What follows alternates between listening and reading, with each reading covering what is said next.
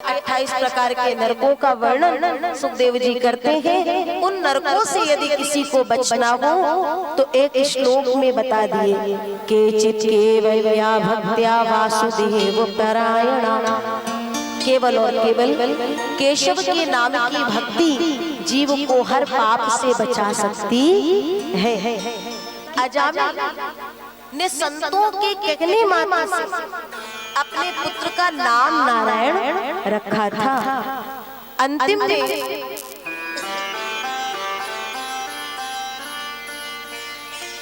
केवल पुत्र की याद आई थी और एक तरफ यमदूत है और एक तरफ भगवान के द्वारपाल लेने के लिए खड़े हैं, जबकि नारायण का नाम नहीं लिया, अपने पुत्र को पुकार रहा है और किसी भी प्रकार से पुकारा हो लेकिन नाम भगवान का आ गया तो उसे भगवान का धाम मिलेगा। अजामिल पड़ी पड़ी देख रहा है कि अगर सच में मैंने भगवान का नाम लिया होता तो शायद अभी तक मैं गोविंद के चरणों में होता। भाव भाव अनख आलसो नाम जपत मंगल दिस दसो। इसके पश्चात संक्षेप में सुखदेव जी वृत्तासुर की कथा सुनाते हैं। परीक्षित जी ने कहा, सम प्रिया सुहद ब्रह्मन भूता नाम भगवान स्वयं। भगवान सब में जब संभाव रखते हैं तो फिर किसी को बचाते और किसी को मारते क्यों हैं? सुखदेव जी ने कहा, परीक्षित ऐसे ही प्रश्न किए थे तुम्हारे पूर्वजों ने। कब?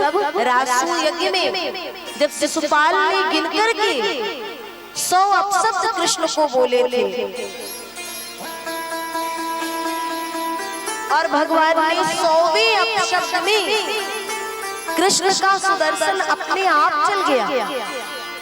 शिशुपाल का मस्तक धड़ से अलग हुआ, दिव्य तेज निकला और जाकर के कृष्ण में विलीन हो गया। तो नारद जी के बगल में युधिष्ठिर बैठे थे। उन्होंने पूछा कि जिस शिशुपाल ने इतने अपशब्द कहे भगवान ने उसको स्वयं में विलीन कर दिया, आखिर ऐसा इसने क्या कर दिया? कहते यही तो मेरे नारायण का स्वभाव है। जिस शिशुपाल को तुम देख रहे हो वो कोई साधारण नहीं है, ये भगवान के द्वारपाल है, जय और विजय। ये इनका अंतिम जन्म था। सबसे पहले ये हिरण्याक्ष और हिरण्यकश्यप के रूप में आए थे और हिरण्याक्ष का उद्धार कल आपने सुना था कथा में कि भगवान ने 12 अवतार लेकर के हिरण्याक्ष का उद्धार किया। और हिरण्यकश्यप को जब पता चला तो कहा, मैं सीधे उस नारायण से अपने भाई की मृत्यु का बदला लूंगा। खूब कठिन तप किया और ब्रह्मा जी से वर मांग लिया, मैं न दिन में मरूं न रात में मरूं, न अस्त्र से न शस्त्र से, न अंदर न बाहर।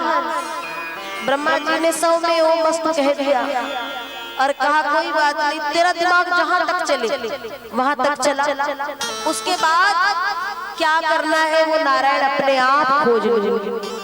और जिस नारायण से वो इतना द्वेष करता था उसी के घर में नारायण के महान भक्त प्रहलाद का जन्म हो गया। और प्रहलाद जी को जब कुछ बड़े हुए तो गुरुपुत्र संड और अमर कूटनीति शिक्षा देते हैं, लेकिन भक्त के पास कूटनीति और राजनीति का कोई स्थान नहीं है।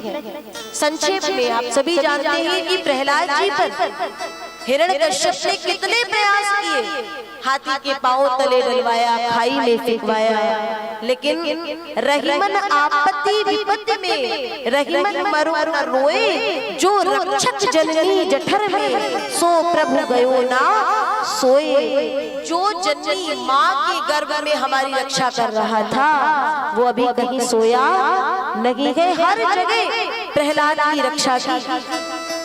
और उसके पश्चात होलिका, जिस पर अग्नि का कोई प्रभाव नहीं, वो होलिका भी जल करके राख हो गई।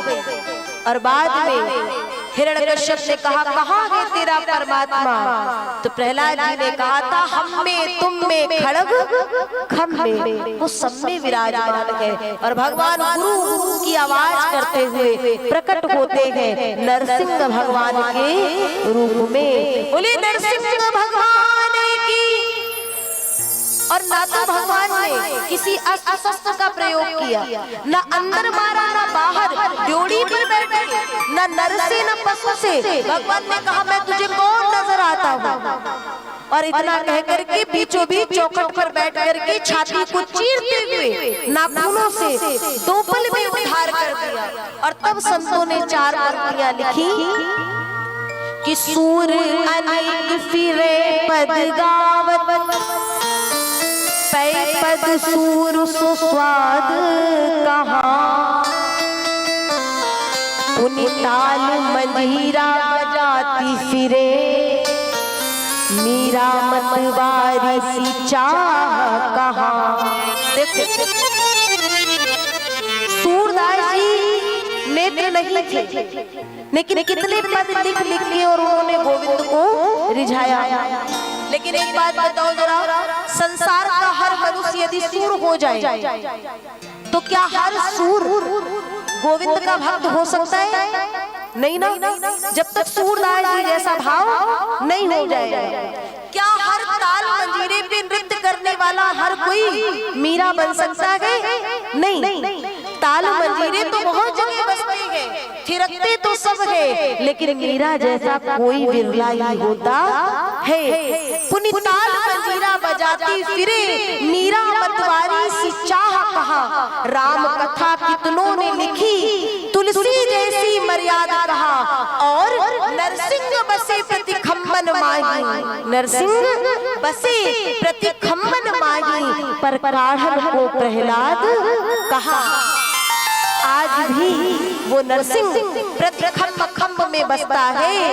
प्यारे उस खम्ब से निकालने के लिए कोई प्रहलाद होगा तो नरसिंह आज भी निकलने को तैयार है, लेकिन तुम्हें प्रहलाद बनना पड़ेगा।